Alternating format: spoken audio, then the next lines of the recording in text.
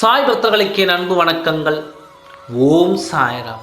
என் அன்பு குழந்தை, உன் பாசத்தையும் உன் அக்கறையும் பார்க்காமல் உன் கோபத்தை மட்டும் பார்த்து உன்னை விட்டு விலகி சென்ற உறவை பற்றி கவலைப்படாதே. எப்பொழுதும் நன்மையை இந்த உலகம் பார்க்காது. நீ என்ன தவறு செய்கிறாய் என்று பார்த்துதான் அதிலிருந்து நிறைய விஷயங்களை உன்னிடம் இருந்து கண்டுபிடித்து நகர்ந்து செல்லும். அப்படிப்பட்ட உறவால் தான் உனக்கு தேவையா? நீ எதற்காக கோபப்படுகிறாய் என்று தெரியாமல் உன் அன்பை புரியாமல் உன்னை விட்டு விலகிச் சென்ற உறவு எப்படி உனக்கு நிலைக்கும்? உன் கோபம் நியாயமானது, நியாயமானதாக இருக்கும். நியாயமானதாக இதுவரை உனக்கு இருந்தது. உனக்கு பிடிக்காத விஷயத்தை பற்றி நீ சொல்லும் பொழுது உனக்கு உன் உறவால் அதை கேட்க வேண்டிய மனப்பக்குவம் இருக்க வேண்டும்.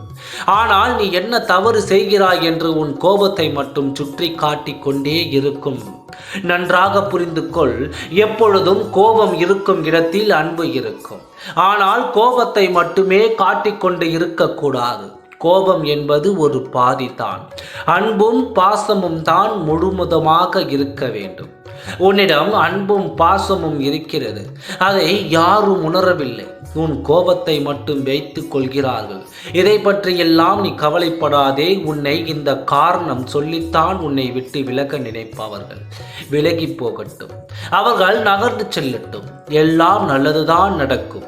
உன்னை புரிந்து கொள்ளும் உறவு உன்னிடம் ஒன்று இருந்தால் போதும். உன் வாழ்க்கை அழகாக இருக்கும். உன்னை புரிந்து கொண்ட உன்னை சந்தோஷப்படுத்த நான் இருக்கிறேன். உனக்கு எல்லாம் நல்லதாக நான் செய்கிறேன். பயப்படாதே. உன்னுடைய அன்பும் அக்கறையும் பாசமும் புரிந்து கொண்டு உன்னை தேடி திரும்ப வருவார்கள். அப்பொழுது உன் அன்பை புரிந்து கொள்வார்கள். தைரியமாக இரு. எல்லாம் நல்லதாக நடக்கும். ஓம் சாய்ராம். நன்றி. வணக்கம்.